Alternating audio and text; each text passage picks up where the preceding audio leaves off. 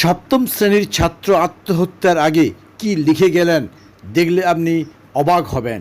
ঘটনাটি ঘটেছে পূর্ব মেদিনীপুর জেলার পাঁশকুড়া গোসাইবেড় বাজারে কৃষ্ণেন্দু দাস সপ্তম শ্রেণীর ছাত্র বাজারে চিপস কিনতে গিয়েছিলেন।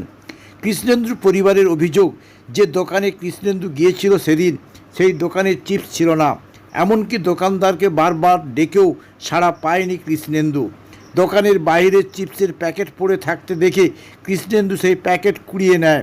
বাড়ি ফেরার সময় সেই দোকানদার মালিক শুভঙ্কর বকাবকি করে বলে অভিযোগ, আর তার জেরেই আত্মহত্যা করেছে ওই ছাত্র।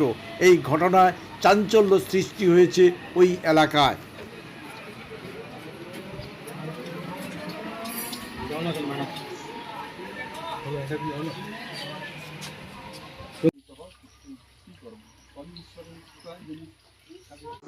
আমি দোকানের কর্মচারী।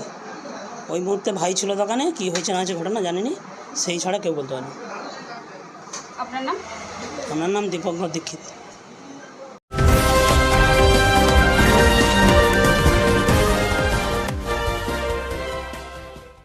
কেক আর পেস্ট্রিতে জিভে জল সপারি ওয়াও, আশাতে লাজবাব নিউ বিদ্যুৎ বেকারি, টিপটপ টিফিনে और हैप्पी पार्टी নিউ বিদ্যুৎ বেকারি, মানডে টু সানডে ছোট বড় সবার পছন্দ একটাই, নিউ বিদ্যুৎ বেকারি প্রতিদিন চাই চাই না না না না না। নিউ বিদ্যুৎ বেকারি।